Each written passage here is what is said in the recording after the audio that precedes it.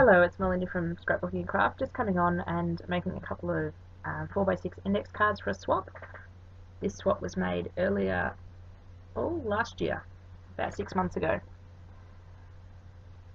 So just playing with some Delusions, Diane Wrigley Delusions paints. I love my Delusions paints, they are so good and you need so little to go so far. So just doing it on some cardstock using the bubblegum pink and that's a yellowy orange. I can't remember the name of the yellowy orange one. Using a Tim Holtz blending tool just to spread it around on the cardstock. I found it pulled in a couple of spots when I went to really sort of blend it in, but I covered it up later. So just going in with a stencil. What I wanted to do was put some of the orange over the pink and it didn't quite work out. You couldn't really see it.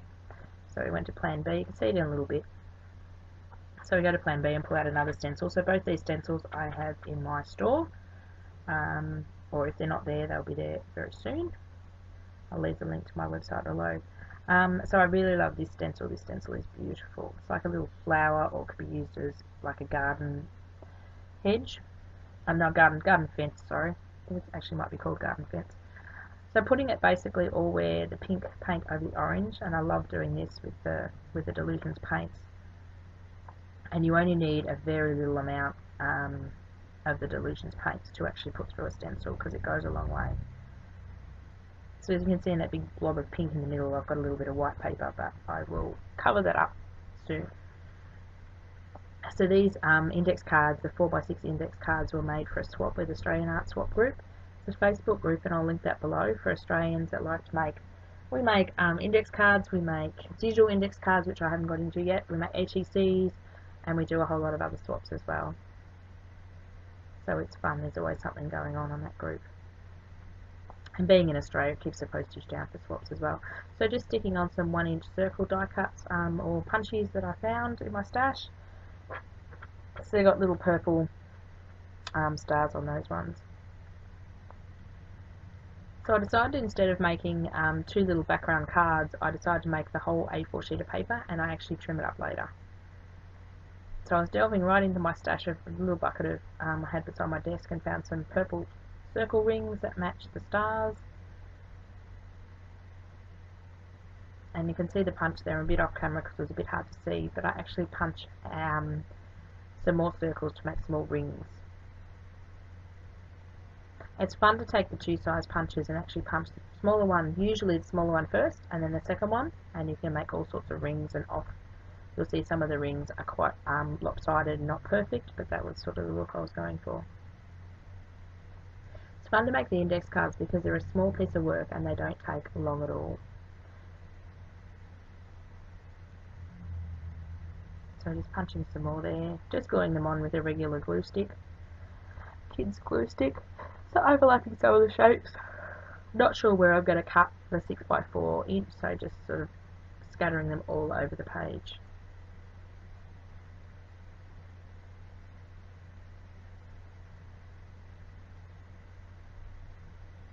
So I hope you're all having a lovely day.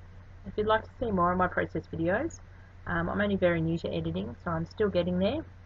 Getting there with the new camera setup and the new editing software. If you'd like to see more process videos, give us a big thumbs up, and it'd be great if you could subscribe to our channel as well.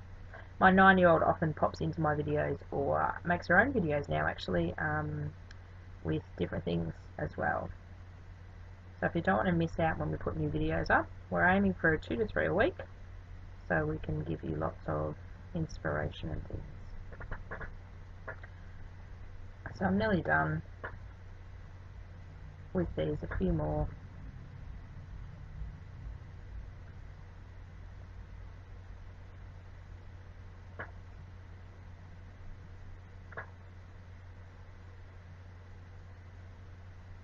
So that looks almost done perfect, so I covered up any of the pieces of paper that were torn with either the punchies or I'll cover them up with quotes. Found a couple more purple flowers, so I thought why not whack them on as well. Never have too many punchies on that bit of paper.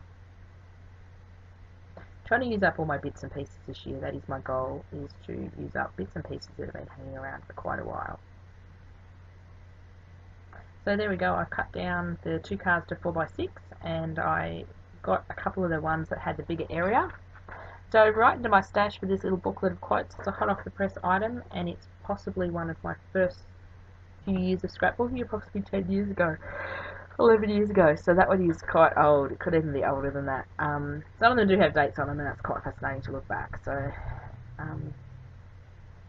as I said, I'm trying to use up a lot of my older stash that has just been hanging around. So I can't actually read what the little quotes say, but they were something or other. These went out in a swap last year, so I don't actually have the cards, so I can't read off the quotes. So just with a pit pen there, just trying to decide to trace around some of the stenciled shapes, just to bring them out and give it another layer. So you've got the layer of paint, you've got the layer of pen, and then you've got the layer of the shapes on top. And then I go ahead and outline some of the shapes as well.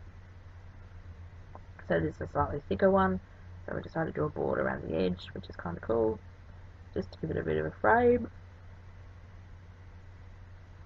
I love how some of the shapes are half sticking off as well, and half on the page, which makes it look really, really good. So then again, just decorating the second card, put a quote on that as well, and outlining a few. I don't outline every one of the flowers that have been stenciled, but just one here, there, and everywhere, just to add a bit of extra mess to it. Excuse my head in the way. It was hard to see some of them that were very light with the paint. So again, just going around. I love the pit pens because they're permanent, and you can put water-soluble media over the top of them, and they still will still won't run and will stay permanent.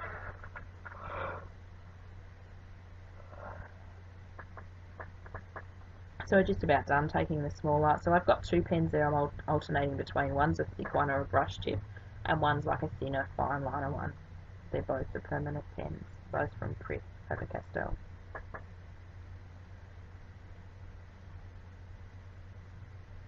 And just decided to draw some little circles here, there, and everywhere, just to add something else.